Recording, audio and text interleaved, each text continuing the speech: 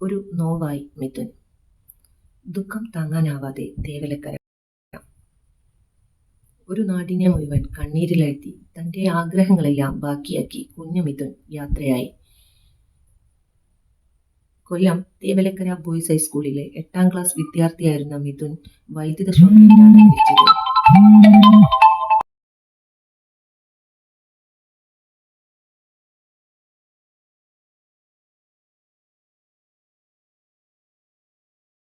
സ്കൂളിലെ ഗ്രൗണ്ടിൽ ഫുട്ബോൾ കളിച്ചുകൊണ്ടിരിക്കുമ്പോൾ കൂടെ പഠിക്കുന്ന സഹപാഠിയുടെ ചെരുപ്പ് തെറിച്ച് സ്കൂളിലെ തന്നെ സൈക്കിൾ ഷെഡിന്റെ മുകളിൽ വീഴുകയായിരുന്നു.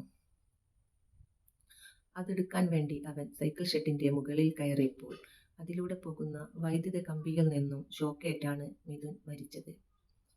അച്ഛൻ, അമ്മ, അനിയൻ, മുത്തശ്ശി എന്നിങ്ങനെ അടങ്ങിയതായിരുന്നു മിഥുന്റെ കുടുംബം.